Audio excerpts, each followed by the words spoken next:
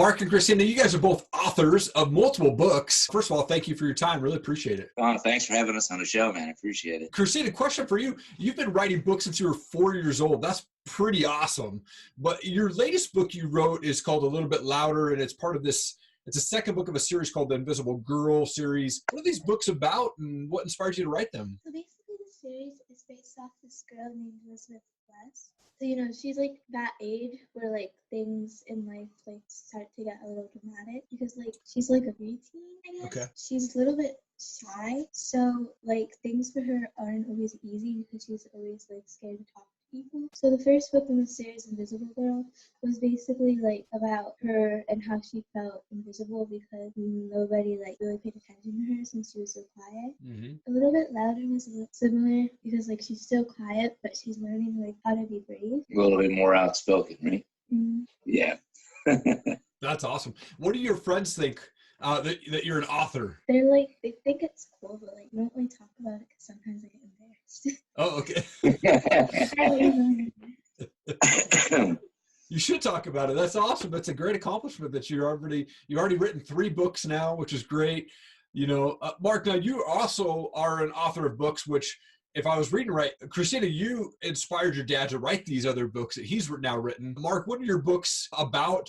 I'm probably going to get them wrong, but Cabal, The Saga Begins, and Marcus, The Vampire of the Dark World Chronicles, right? Yeah. What are those books about, man? Well, first of all, you said it correctly. Okay, good. Kudos to you.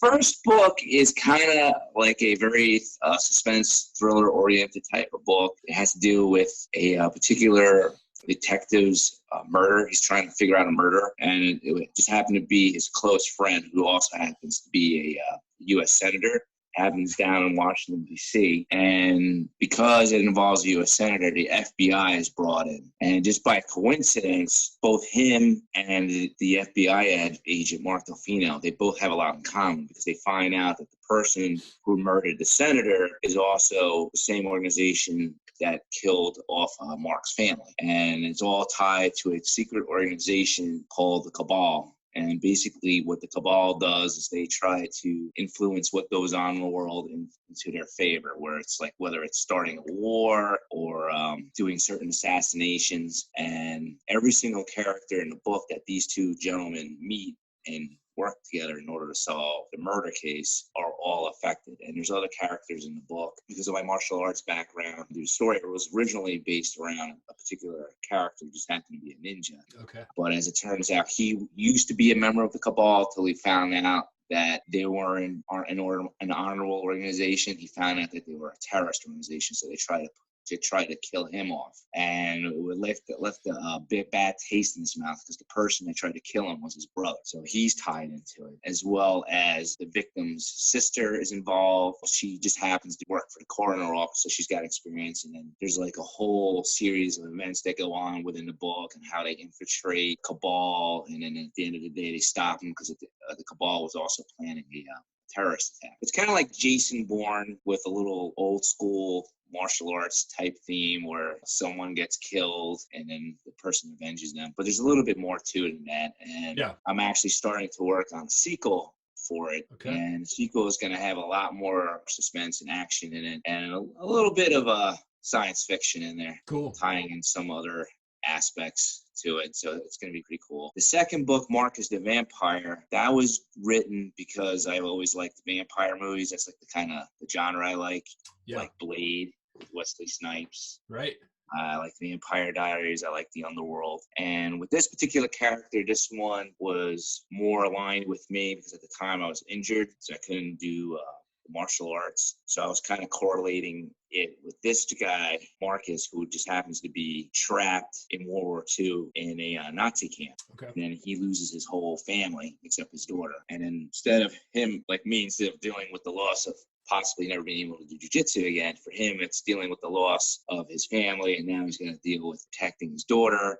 And while he's in the concentration camp, he gets killed. But fortunately for him, his grandmother just happened to be a witch who put a spell on him years before he was even an adult that nothing could ever kill him. So instead of dying, he undergoes the process of becoming a vampire. So after he becomes a vampire, the whole book is based on him trying to fight off the Nazis. One of the main characters in the book, who's a Nazi, also becomes a vampire. So there's a little drama between them two, as well as other members of what I call the dark world, which would be witches and other vampires and werewolves. And then the story goes on from there, where he gets out of the concentration camp, and now his main focus is protecting his daughter. And along the way, he meets other interesting characters, like another vampire that from where he learns to tap into other powers that he has that he didn't know yet. So he's not like a weak vampire, I would say, like you would see in Twilight. He's got, pretty fantastic powers, like the gift of flight. He can like use his mind to turn people and burn them up.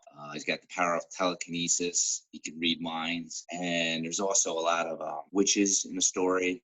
Okay. Like I said, his grandmother was a witch. He kind of befriends another vampire whose wife just happens to be a witch, so she helps him out. And then the other main character in the book is a character that also becomes his best friend throughout the series, who just happens to be a werewolf. Gotcha. So it's the first book in the series, and it's going to spawn off from there. Something happens to him at the end of the book. When he wakes up, he doesn't know what happened to his friend or his daughter. And instead of being during World War II, it's going to be the year 2019. And now he's got to find out if his daughter's alive, blah, blah, blah. And eventually down the line, he finds out that he has a granddaughter. Okay. Now he's faced with the responsibility of protecting her, because the other people who he previously had contact with during World War II that are his enemies are now finding out that he's got other family members out there, and they want to kill not only him, kill his granddaughter. Well, you've been down this path a couple of times now, but for folks that are really trying to like publish books and get books out there, it seems like it's easier now to publish books on your own versus going through like a publishing company and things like that. But what's that process look like to get your book published nowadays? Nowadays, there's several different routes. You can use what's known as an aggregator, which is like a one-stop shop, and they'll publish your book to various different sites like Apple, Google Play, Amazon, Barnes & Noble. The problem is that when you go through an aggregator, they take a little bit more of your profit. So what we chose to do is we chose to go through Amazon directly, and we're also with Barnes & Noble. Cool. So we're directly published to them. But as it stands now, for the ebook or a Kindle version, we're going directly through Amazon for at least the first couple books, because they have a program that's called Kindle Unlimited. So we have to be exclusive with them. What happens is if the person just reads our books, we get a little commission off that, as well as not having to worry about actually selling a book in terms of the ebook format. And then we obviously went with Barnes & Noble because they're the second book distributor out there. But with Barnes & Noble, it's just paperback. And then on our website, we sell the hardcover versions just on our website of our books. Okay. And we also went with Amazon for the audiobook. And again, it's an exclusive contract. But if someone enrolls in the program that they have through Audible, when they listen to our book, like let's say they pay that subscription book and then it titles them for 3 or 4 audio books a month. If they pick our audio book and they listen to it, we get paid. You don't have to outright purchase it. Gotcha. Okay. But the hard part really, other than just coming up with the stories, is the editing process. That's more frustrating than actually writing the books. You have to keep going back and reading it. Sure. And then finding a good book cover is kind of hard. We've been lucky where we found some good royalty-free picks to use. But for the next couple books, we're probably going to go through a service and actually pay for it. There's some really good book covers out there, because they usually, I guess when it comes to books, it's all of what you see is more appealing to people. Yep. There's a lot of marketing involved. We try to do as many podcast interviews as we can. Probably going to start beefing up advertising on Amazon.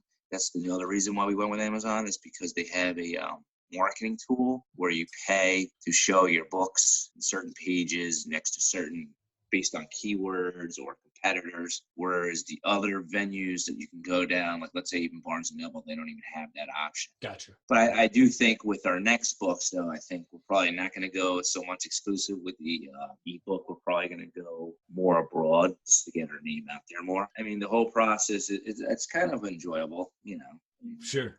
It's time consuming, but. Yeah, but it's an accomplishment once you get done. And it's pretty cool that on your guys' website right now, if you go and sign up for your newsletter, you can actually get a free ebook copy of Invisible Girl, right? It's actually, the free copy of Kristina's first book called I Am Survivor. Oh, gotcha. Okay. Yeah, what we do is you sign up, and then I email them a code that they can go to smashwords.com, use that code, and then the book is free. Gotcha. Okay. Yeah. Very cool. And then they're a member of our newsletters, and then we start sending out every like once a month, we'll send them a newsletter to keep people up to date as to what we're doing. Awesome. And Kristina, I was going to ask you too, on that book, I Am a Survivor, was that written about somebody specifically, or is that just a fictional book? It was a fictional book. Okay. It sounds pretty cool. 11-year-old girl go through cancer and surviving through that. So congratulations again on having those 3 books. That's pretty cool. Marc, I also wanted to give you an opportunity just to really plug your show. You've got Marc The Shark MMA show. What can folks expect when they go and listen to your podcast, man? Well, it's a very enlightening show. Each show, pretty much the format changes, but I try to keep people entertained. One week it might be an interview with a particular MMA fighter. Sometimes I have an interview with an MMA fighter, and then me and one of my friends, we try to do our fight picks for an upcoming MMA fight.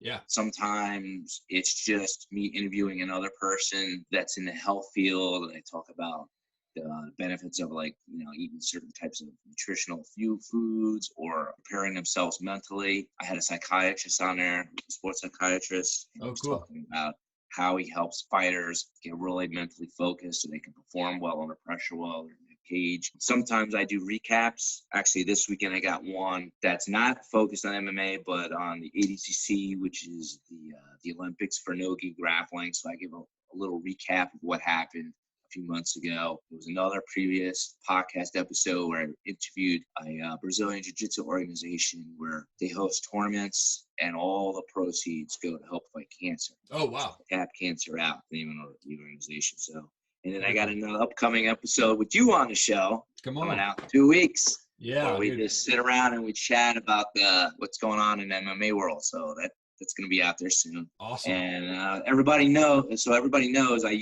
have 3 venues. I have the podcast, and I started a Twitch channel. I'm going to see how that works. So try to put it out every Saturday. Right now it's noon. That might change as my training schedule changes, but I'm on twitch.tv/Marc The Shark MMA show. And then I also got a YouTube channel of the same name. It's pretty interesting. I like talking to the MMA fighters. I like learning what they go through when they're in the cage, out of the cage, what motivates them to actually compete. I like to hear their story. And same thing with you, a lot of these fighters, they don't have the avenue to promote themselves. Right. And they're trying to make this a living, and my podcast like yours helps them get their word, their brand, so to speak, out there to all the people in the world. Yeah, absolutely. Wanted to transition to a fun question here, Marc. I got these pod decks. I don't know if you've ever heard of this, but I got this bundle of these, and these are actually interview questions. And I'll pull one of these cards out randomly. I have no idea. I actually got it for Christmas. So I'm just going to pull one of these out. I have no idea what it's going to say, and I'll see if I can ask you a question. And this says, what's something I would never guess about you? Oh, all right. That is awesome. I like to play guitar. Okay. I started Brazilian Jiu-Jitsu in my late 20s. Okay. And then I got pretty banged up, injured when I had my first daughter. So I kind of stopped after she was 6 months. Gotcha. So I had a 6-month layoff. Not 6 months, like a 6-year layoff. Well, when I got back into jiu-jitsu, again, I always find inspiration through my daughters. One of my daughters was learning the clarinet, and I'm like, I used to play guitar, and just by coincidence, my jiu-jitsu instructor liked to take me with the guitar too. Okay. So not only did I find love again with jiu-jitsu, I fell kind of passionately in love again with playing the guitar. That is awesome. Well, Marc and Kristina, it is such an honor to talk to you guys. With your books, Kristina at 10 years old and already having 3 books out, you are a world changer. Thank you so much to both of you for coming on my show. It is awesome. I'm excited to see what you guys do in the series, continue to build out there for you guys. So thank you so much for your time. I appreciate it. Thank you for having us. Thank you for having us. Guys, thank you so much for hanging around. Really appreciate it. If you'd like to see more videos from Top Rated MMA and the Bearded Biz Show, please click the playlist and also hit subscribe to our channel. Become part of the Top Rated MMA and Bearded Biz community. We would really appreciate your support. Also, please leave a comment below. I will read and respond to all of them. Thank you so much. Have an awesome day.